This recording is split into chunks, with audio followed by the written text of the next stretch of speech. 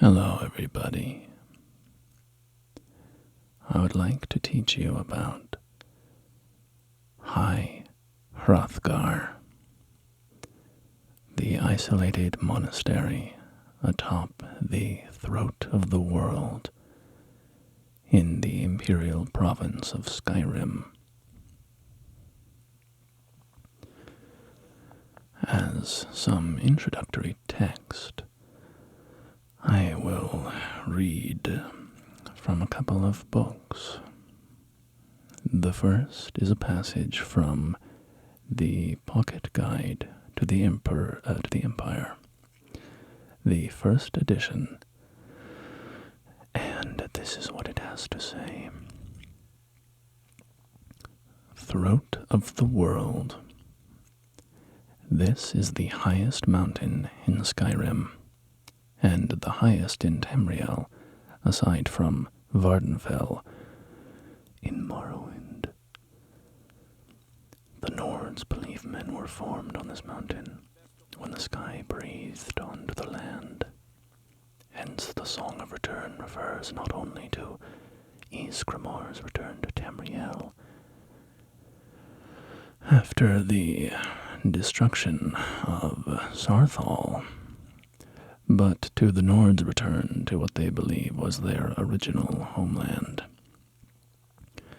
Pilgrims travel from across Skyrim to climb the 7,000 steps to High Hrothgar, where the most ancient and honored Greybeards dwell in absolute silence in their quest to become ever more attuned to the voice of the sky. And on the word Greybeards, an annotation has been left in this copy of the Pocket Guide by an elf who says, "At last, a few men worthy of respect. I met with an ancient Greybeard who could actually converse with me almost as an equal. My only experience among the humans so far." And as a second introductory text, I will read from the Improved Emperor's Guide to Tamriel by Flaccus Terentius.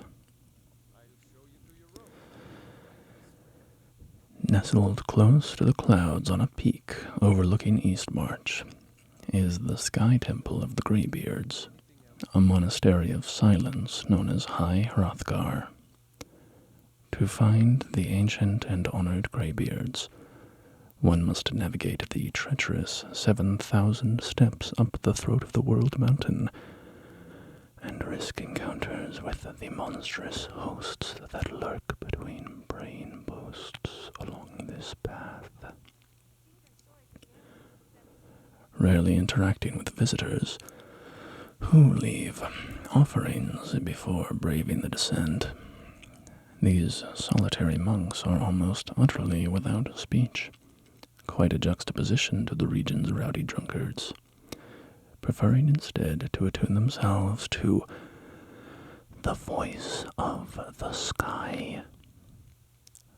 Such strange and powerful yells are known as thums, first meditated on and discovered by First-era Nord hero Jürgen Windcaller. If the stories told to wide-eyed visitors have a shred of truth to them. So, that provides a little bit of context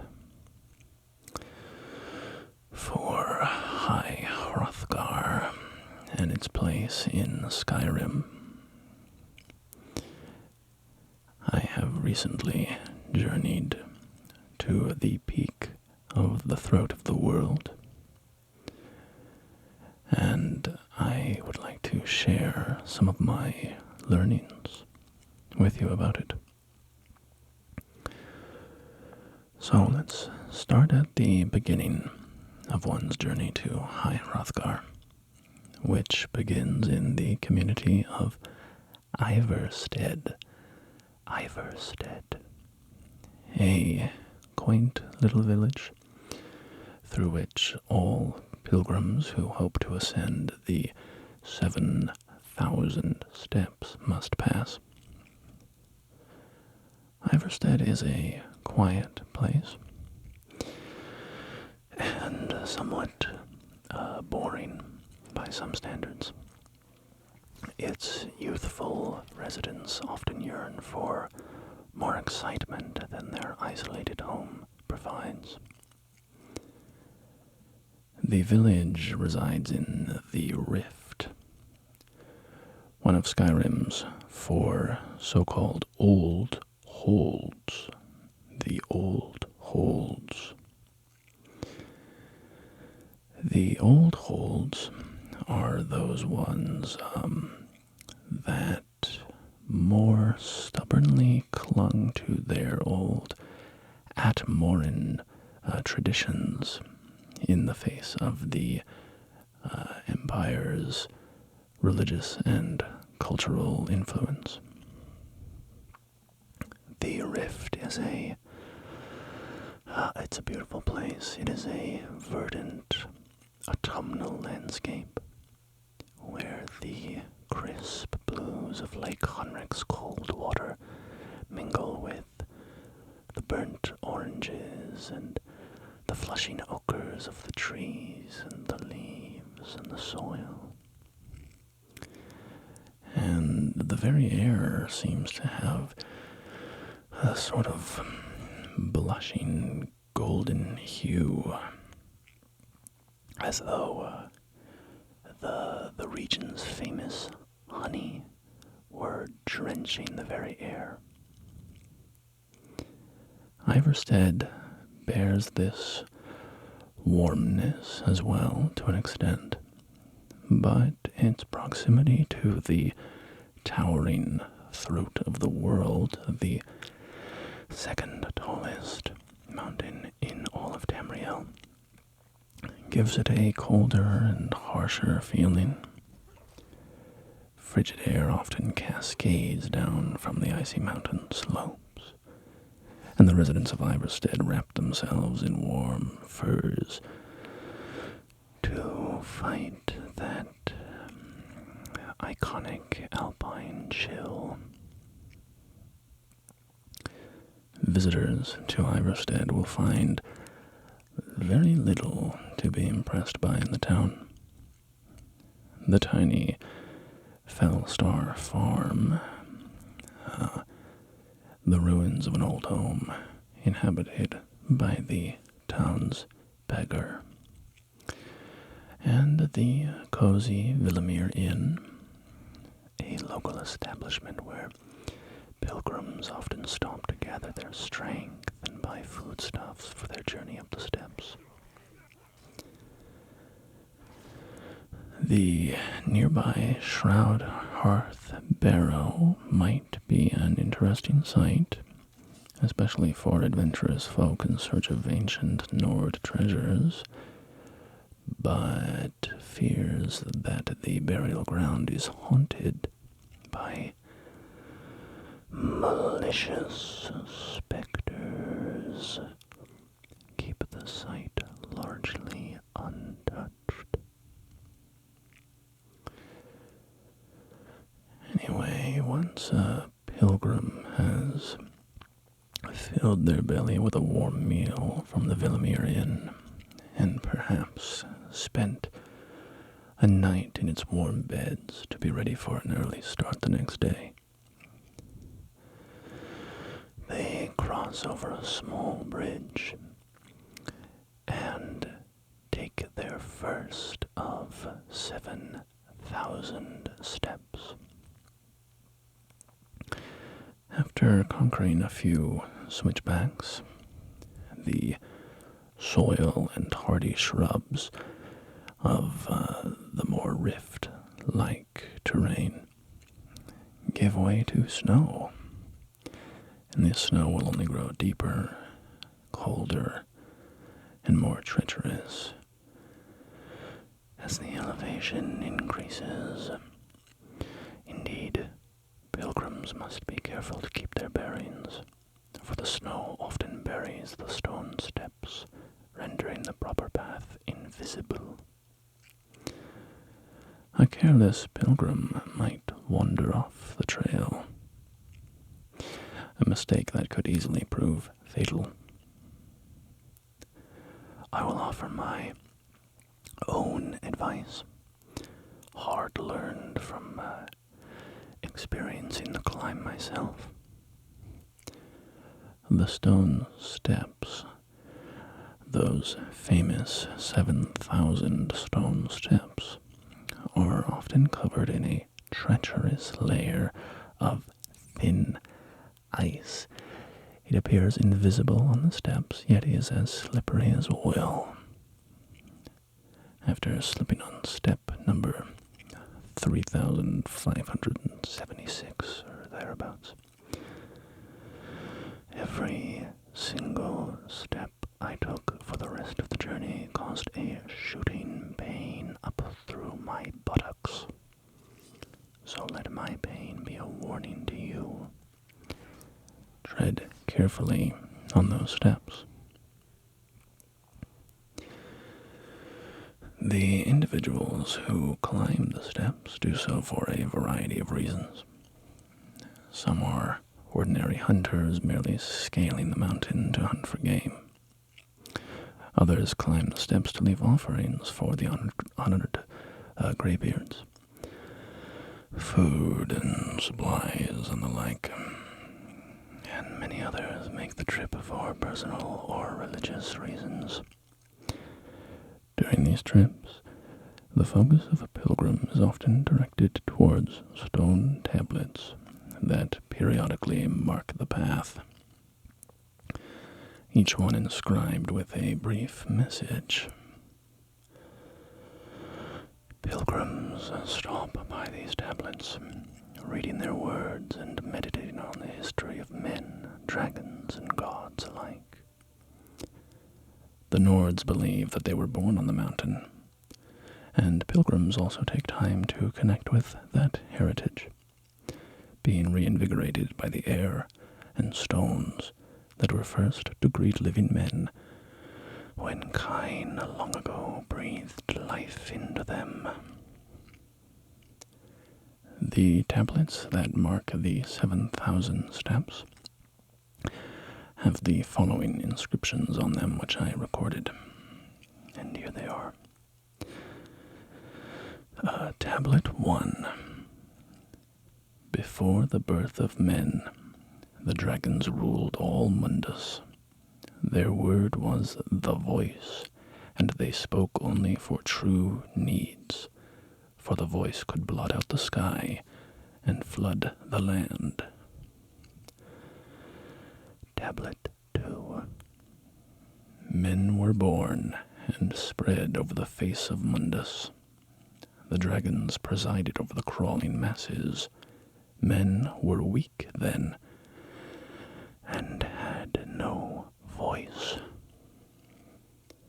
Tablet 3. The fledgling spirits of men were strong in old times, unafraid to war with dragons and their voices. But the dragons only shouted them down and broke their hearts. Tablet 4. Kine called on Paarthurnax, who pitied man. Together they taught men to use the voice. Then dragon war raged. Dragon against tongue. Tablet 5. Men prevailed, shouting Alduin out of the world, proving for all that their voice, too, was strong, although their sacrifices were many-fold. Tablet 6. With roaring tongues, the Sky Children conquer, founding the first empire with sword and voice, whilst the dragons withdrew from this world.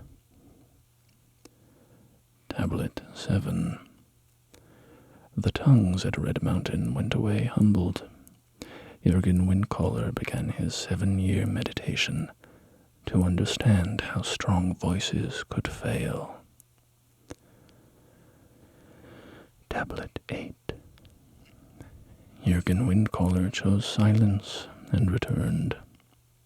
The 17 disputants could not shout him down. Jürgen the Calm built his home on the throat of the world. Tablet 9. For years all silent, the Greybeards spoke one name. Tiber Septim, stripling then, was summoned to Hrothgar. They blessed and named him Dovahkiin. Tablet 8.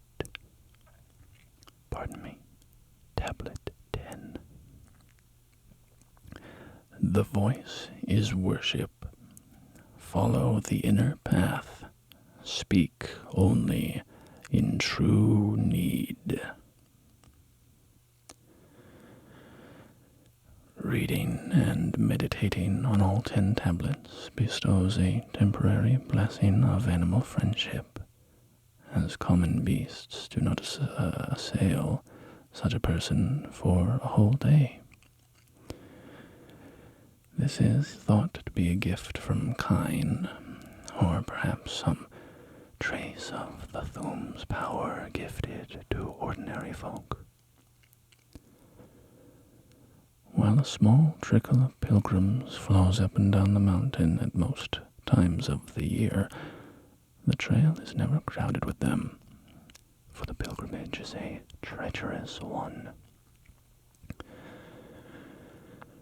Even on a mild day, the weather conditions on the mountain are dangerous for the unprepared, and when the air turns stormier, deadly winds and snow assail the 7,000 icy steps, turning the holy trek into a desperate battle for survival against the elements. Many pilgrims have surely perished from tumbling off ledges in whiteout conditions, being buried under avalanches, slipping and hitting their heads on rocks, or simply succumbing to the cold. Numerous stone pillars and stone cairns mark the proper path, but in ferocious blizzards, even these signposts can disappear under the snow, disorienting travelers and causing them to lose their way. These environmental dangers, however, are not the most frightening threats to be found on the throat of the world. Monsters both mundane and fantastical lurk among the rocky crags and slopes.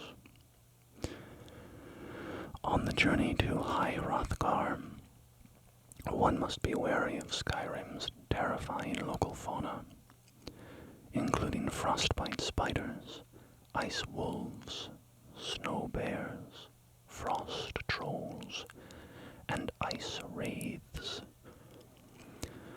Some travelers have even reported seeing dragons haunting the skies near the mountain. While many travelers successfully make the journey without ever being accosted by one of these violent creatures, only a fool should begin their ascent without a plan for how to defend themselves if they prove unlucky and come face to face with a ferocious frost troll. A beast with such a powerful striking arm, by the way, that I've heard of it killing adventurers in a single swing, even with their shields raised to defend against the blow. If the mountain's dangers do not prevail over them, a pilgrim who ascends high up the mountain path will be greeted by one of the most striking sights in all of Tamriel.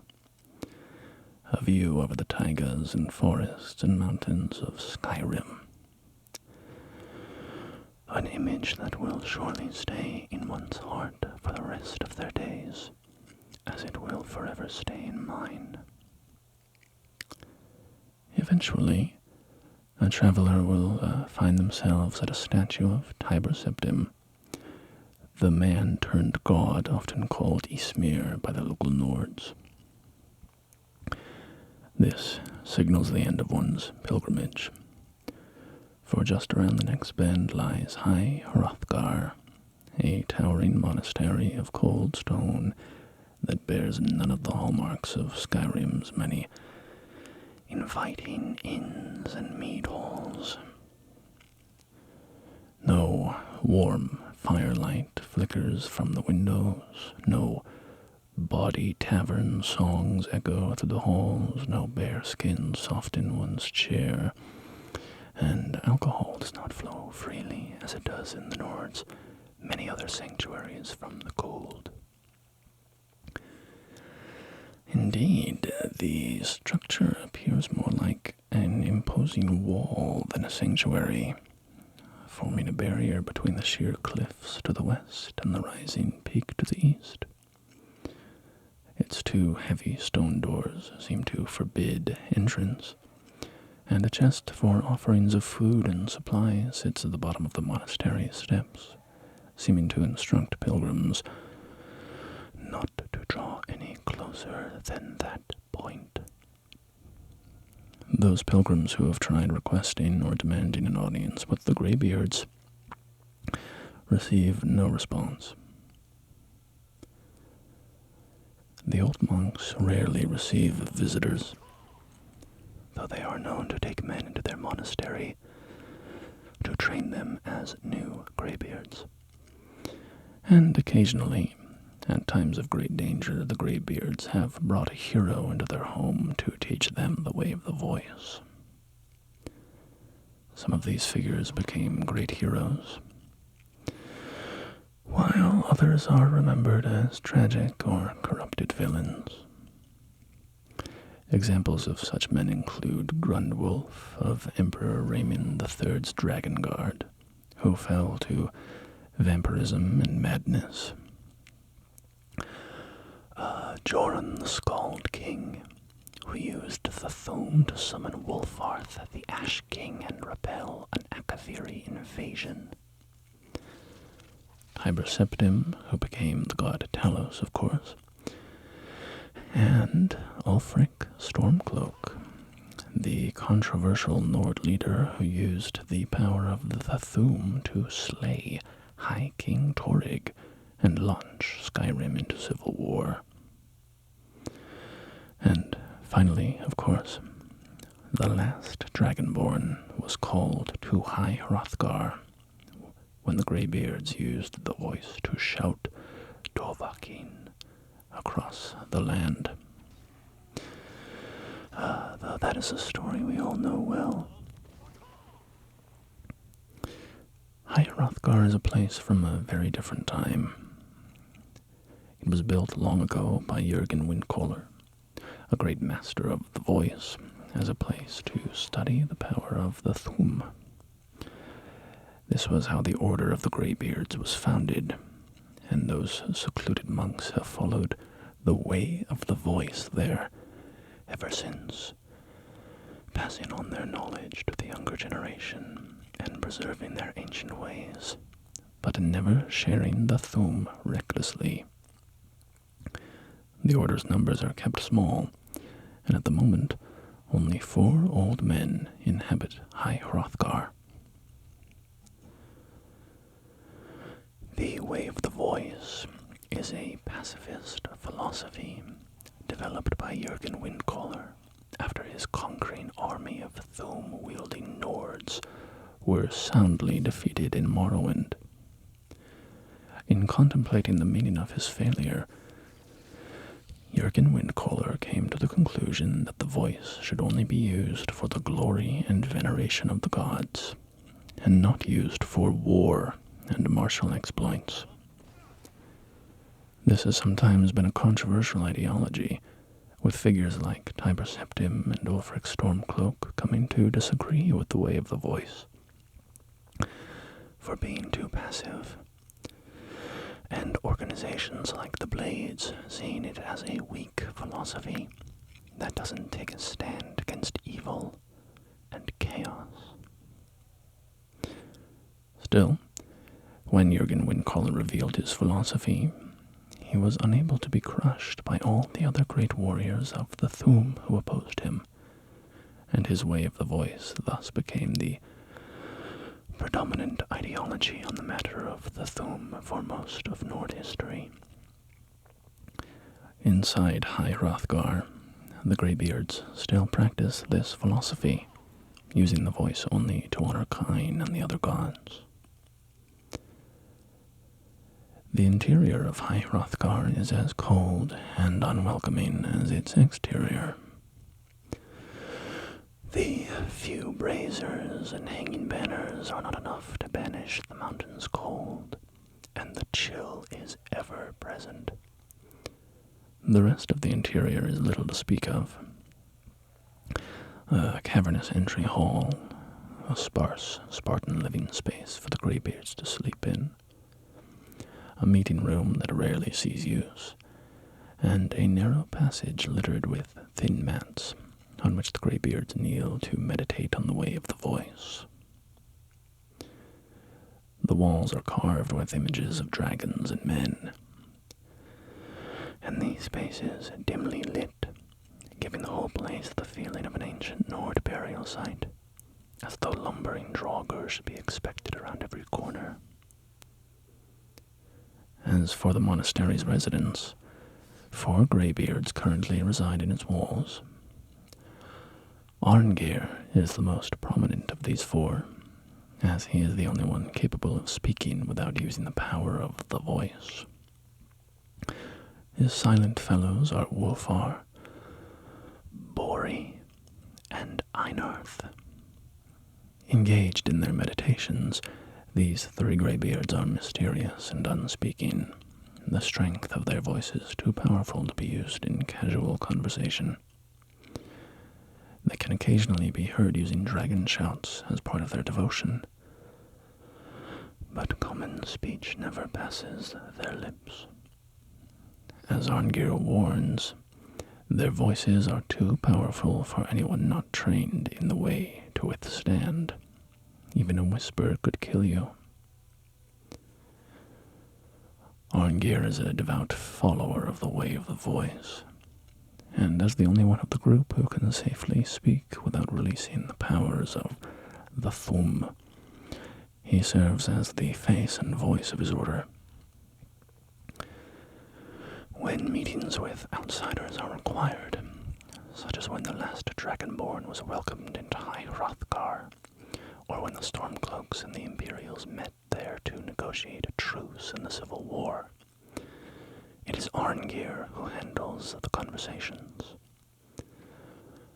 Arngeir teaches the dragonborn of the history of his order, and of many other secrets of dragons and gods. The tutelage that Arngeir offers to the dragonborn is extensive. The Greybeard shares the history of the voice, that it once belonged only to dragons, the children of the god Akatosh, to whom debating was the same as fighting, so powerful were their voices. When mortal kind was in desperate need, the goddess Kine gave men the ability to speak with the voice of dragons, and thus were born the tongues. Great mortal masters of the voice, who used its power for war and personal glory. From this number came Jürgen Windcaller, who, as we know, went on to found the Greybeard Order and develop the way of the voice. Arngeir also notes that the nature of being a dragonborn, or Dovahkiin, means one is unbound from the restrictions of the way of the voice. As Arngeir says, the dragonborn is an exception to all the rules. The dragon blood itself is a gift of the gods. If we accept one gift, how can we deny the other?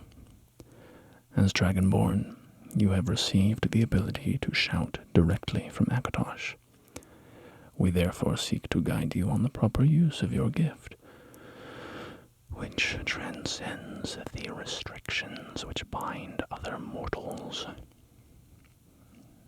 As such, the dragonborn is not expected to follow the way of the voice, and they are not denounced for using their powers to their own advancement, like common mortals such as Ulfric Stormcloak were. Still, the Greybeards encourage all dragonborn to follow the path of wisdom and to use their powers for good. To this end, they offer their support to all dragonborn, as they did for Tiber Septim long ago. Once a dragonborn completes their training, the Greybeards surround them and unleash the unbridled power of their voices, shouting the traditional words spoken to a dragonborn that has accepted the guidance of the Greybeards. These words in the dragon tongue go as follows, and you must pardon my poor pronunciation of the language. I am no scholar of it. The words are Lingra Crosis Saran Strundul Voth Nid Balan Clove Pran Nao Nal Thumu Mu Ofan Inu Dovakin Nal Sulek Dokan Nal Sulek Do Shore Ark Nal Sulek Do Atmora Suth Mez Nu Ismir Dova Sebrom Damandarok. In words we can understand, this speech roughly translates as follows. Long has the storm crown languished, with no worthy brow to sit upon. By our breath we bestow it now to you in the name of Kine, in the name of Shore, and in the name of Atmora of old. You are Ysmir now, the dragon of the north. Hearken to it. The leader of the Greybeards is Paarthurnax, a dragon who lives alone on the peak of the throat of the world. Paarthurnax was once an ally of Alduin, the World Eater, an immensely powerful child of Akatosh, or some say even an aspect of the god, whose duty it is to periodically consume the world so that it may be reborn. Under Alduin, the ancient dragons brutally tormented mankind, and Kine took pity on them, instructing Paarthurnax, the right hand of Alduin, to betray his brother and give his allegiance to the mortals instead. Paarthurnax followed the goddess's commands and guided the weak men in how to use the Thum, the language of the dragons. Without Paarthurnax's tutelage, mortal kind would never have cast down their dragon oppressors, and the three great Nord heroes first taught the voice by Paarthurnax, Hakon One-Eye, Gormlaith Golden-Hilt, and Feldir the Old, would never have been able to use an Elder Scroll to cast Alduin out of their time. Ascending to the peak of the throat of the world reveals Paarthurnax's abode, a barren plateau with only a dragon word wall to mark the spot.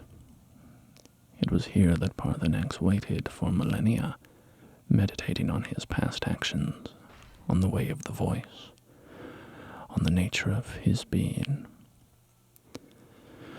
He waited in this spot because he knew that one day Alduin would return. He knew that the old Nord's solution for Alduin was doomed to failure, that their use of the Elder Scroll did not kill Alduin, but merely sent him hurtling forward to some unknown spot in the future.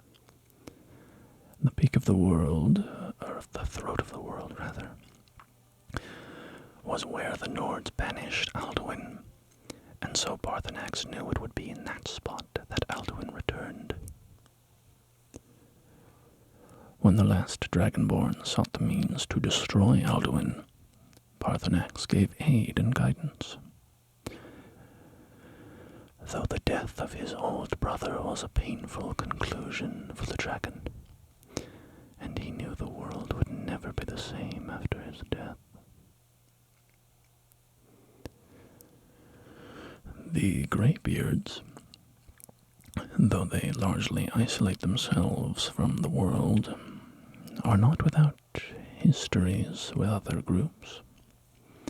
Notably, the Greybeards have a viciously hostile relationship with the Blades, an elite group of warriors, spies, and manipulators who long protected and served the emperors. The two groups are ideologically divergent in many ways, but the sharpest of their conflicts arose during the Dragon Crisis of the Fourth Era, when the Blades and the Greybeards each vied for the loyalty of the last dragonborn. The Blades asked the dragonborn to slay Paarthurnax, believing that justice demanded it, for the dragon's ancient atrocities were so horrifically evil that they were still remembered thousands of years later. The Greybeards believed that Paarthurnax had overcome his old evil nature, and that destroying his wisdom and kind heart would be a crime beyond forgiveness. As for Paarthurnax, he understood why the Blades wanted him dead. He even acknowledged it was somewhat the right move from their perspective. When the last dragonborn informed Paarthurnax of the Blades' plans for him, Paarthurnax replied, "The Blades are wise not to trust me. Onikon Nivov. I would not trust another Dova." And when the dragonborn asked why the Blades shouldn't trust Paarthurnax, he replied with one of his most famous quotations, saying, "Dov Walan Farel. We were made to dominate. The will to power is in our blood. You feel it in yourself, do you not? I can be trusted. I know this, but they do not. Onikon ni ov dova. It is always wise to mistrust a Dova. I have overcome my nature only through meditation and long study of the way of the voice. No day goes by where I am not tempted to return to my inborn nature. Zin krif orvut se solek. What is better, to be born good, or to overcome your evil nature through great effort? Now, whether or not the last dragonborn followed the wishes of the Blades or the Greybeards, whether the dragonborn killed Paarthurnax, is not for me to say, for I am not privy to all knowledge. And so we have largely covered all there is to know of High Hrothgar as we ascended from the base of the throat of the world to its very peak. We've learned of the birth of High Hrothgar as the retreat for Jurgen Windcaller to develop the way of the voice, its transition into a monastery for successive generations of Greybeards to study the Thum and use it for the glory of the gods, its place as a school or training grounds for dragonborn seeking to understand and safely wield their divine power, its unexpected appearance as a negotiating ground in the midst of the Skyrim civil war and the Dragon Crisis, the meditative dragon who lived above it on the mountain peak, and the pilgrims who journey up the throat of the world to lay eyes on the stone monastery. And I think that is all there is to be said on the topic today. So thank you for joining me as I shared what I learned from my studious expedition to High Hrothgar. I hope you enjoyed it as much as I did.